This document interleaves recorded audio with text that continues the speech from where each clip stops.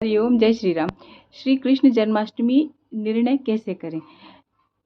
ग्रंथों से उद्घटित सिर्फ हम ये आपके सामने पढ़ रहे हैं, क्योंकि हम बोलेंगे तो आपको लगेगा कि यह स्वयं अपने मन से बोल रही हैं, तो इसलिए पढ़कर सुना रहे हैं।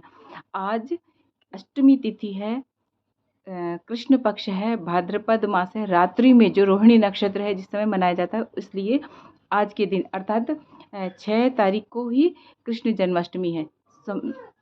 सुनिए, समस्त पृथ्वी दुष्टों एवं पतितों के भार से क्लेशमय थी। उस भार को समाप्त करने के लिए भगवान हरि ने एक प्रमुख अवतार ग्रहण किया, जो संसार में कृष्ण अवतार के नाम से प्रसिद्ध हुआ। घनघोर अंधकार से रात्रि व्याप्त थी। जब रात्रि के 7 मुहूर्त निकल गए, हर दिन प्रतिदिन 15 मुहूर्त दिन में और 15 मुहूर्त रात में होता है, ऐसा हम लोगों को पता है, क्योंकि हम लोग ज्योतिष शास्त्र का अध्ययन कर रहे हैं, इसलिए पता। तो 7 मुहूर्त के पश्चात अर्थात जब 7 मुहूर्त निकल गए थे, जब 8वां मुहूर्त उपस्थित हुआ, तभी आधी रात्रि के समय सबसे शुभ लग्न आया। क्योंकि जब बच्चे आप होते तो आपको एक लग्न चक्र दिया जाता है, या आपका जन्म जो कुंडली होती है उसमें जो लग्न होता है वह मेन होता है, उसको लग्न जो मतलब मेन फर्स्ट हाउस होता है उसको लग्न कहा जाता है। तो उस लग्न आया, उस लग्न पर केवल शुभ ग्रहों की दृष्टि थी। अगर लग्न पर अशुभ ग्रहों की दृष्टि होती है तो जीवन कठिन हो जाता है।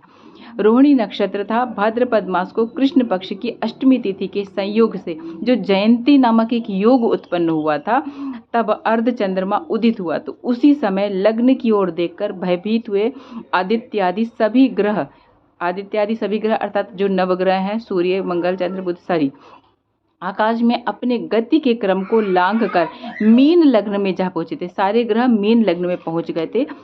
शुभ और अशुभ सभी ग्रह वहां पर एकत्र हो गए। संसार की रचना करने वाली आज्ञा से एक मुहूर्त के लिए वे सभी ग्रह प्रसन्न चित्त से 11वें स्थान में जाकर स्थित हो गए। और ये कौन सा स्थान था? 11वां स्थान था। अर्थात जो लग्न था वो सारे 11वें स्थान पे सारे ग्रह एकत्रित हो गए थे। और उसी समय माता पृथ्वी एक स्त्री का रूप धारण करके स्वयं बंदीगृह में जा पहुंची। इसी समय देवी की गिर पड़ी, उनके पेट से वायु निकल गई और वहीं भगवान श्री कृष्ण दिव्य रूप धारण करके देवकी के हृदय कमल कोश में प्रकट हो गए। हमारे प्रभु का कभी भी जन्म जैसे हम लोग हैं वैसे नहीं हुआ, वो अयोनिज हैं। जिनका योनि से जन्म नहीं हुआ वो अयोनिज कहे जाते, प्रकट होते हैं वो। अब कृष्ण जन्माष्टमी के विशेष विचार जो है वो शास्त्रों के मतानुसार अष्टमी 2 प्रकार की होती, पहली अष्टमी और दूसरी जयंती। उसमें केवल पहली ही अष्टमी है।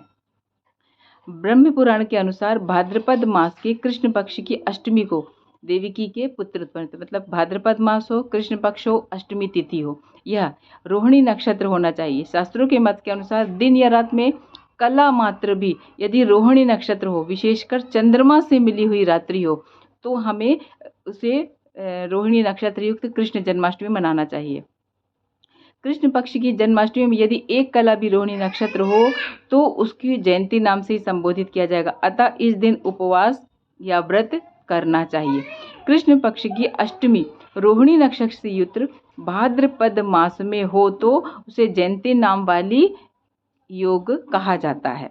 वशिष्ठ संहिता के अनुसार यदि अष्टमी तथा रोहिणी इन दोनों का योग अहोरात्र में असंपूर्ण भी हो, नहीं भी हो, तभी भी एक मुहूर्त मात्र में भी हो, अहोरात्र के संयोग में, तो उस दिन उपवास करना चाहिए और कृष्ण जन्माष्टमी मनाना चाहिए।